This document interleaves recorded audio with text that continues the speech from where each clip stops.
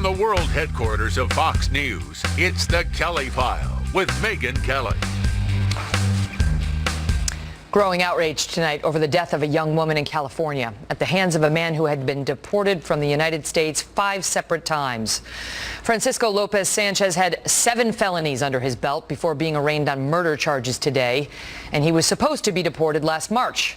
But because San Francisco is a self-proclaimed sanctuary city, and because Lopez Sanchez had no violent offenses on his rap sheet, authorities instead decided to let him back onto the streets.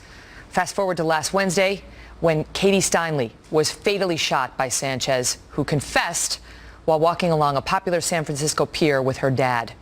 Her heart stopped beating on that pier as she pleaded with her father to save her life. He apparently shot her for no reason. Now there are serious questions about the so-called sanctuary that prevented this man from being deported as he was supposed to be. Trace Gallagher live in our West Coast newsroom with the very latest. Trace? And Megyn, because there is no legal definition of a sanctuary city, what it means varies from place to place. But Immigration and Customs Enforcement, or ICE, says currently there are more than 200 states, cities, and local jurisdictions with policies that help shelter illegal immigrants from being deported.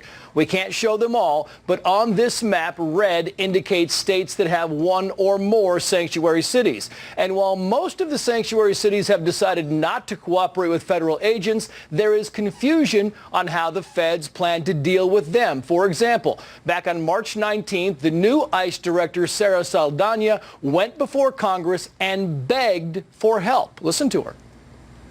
Last calendar year, state and local jurisdictions rejected more than 12,000 ICE detainer requests. These are convicted criminals. Would it help you if we clarified the law to make it clear that it was mandatory that those local communities cooperate with you? Thank you. Amen. Okay. Yes. Amen. But after getting pressure from the ACLU, immigrants' rights groups, and others, 1 day later, Saldana made an abrupt about-face, saying, quoting here, any effort at federal legislation now to mandate state and local law enforcement's compliance with ICE detainers will, in our view, be a highly counterproductive step and lead to more resistance and less cooperation in our overall efforts to promote public safety. And yet, when the San Francisco Sheriff's Office ignored an ICE detainer and released suspected killer Francisco Sanchez, ICE told us, quoting again, we're not asking local law enforcement to do our job. All we're asking is that they notify us when a serious foreign national criminal offender is being released to the street so we can arrange to take custody. It's unclear if Director Saldana gave that statement an amen. But we should note that while the San Francisco Sheriff stands by the city's sanctuary policy, the city's police union has now come out and condemned it. Megyn. Thanks, Trace. Joining me now with reaction, Mark Thiessen, a Fox News contributor and former chief presidential speechwriter to President George W. Bush. Mark, thank you for being here. And so let's just go through that again. Okay, so the head of ICE, listen to what she was asked and what she said in March.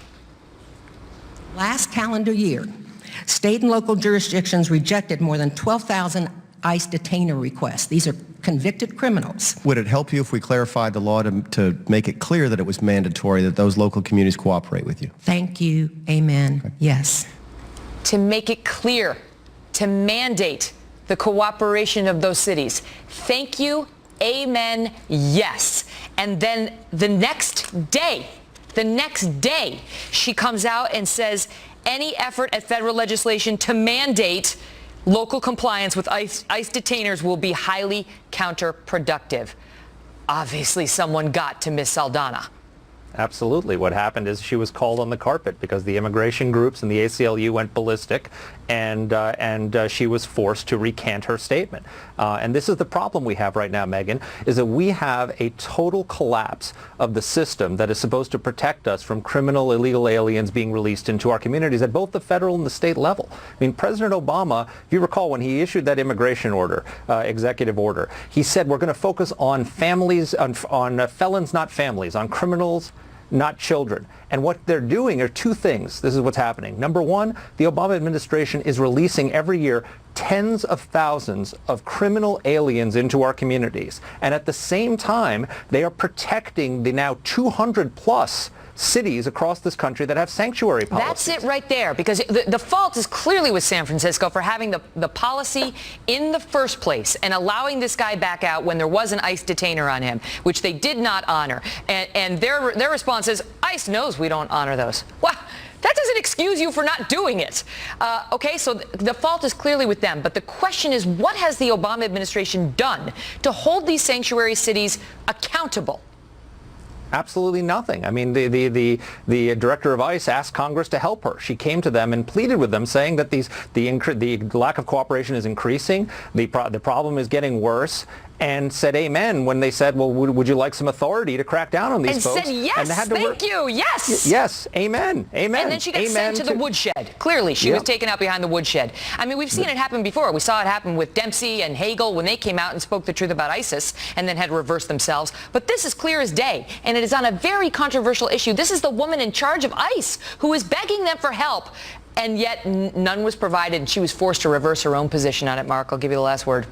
Sure, but it's also, I want to make clear, it's not just the local community's fault. The federal government is at fault too, because one, they're releasing all these people, and two, there was a Boston Globe investigation that found that they have released hundreds of sexual predators who are criminal aliens, and they failed to tell the local communities that they've released them or even make them register as sex offenders. So the problem is both at the federal and the local level, and it's getting worse. Mark, thank you. Thanks, Megan.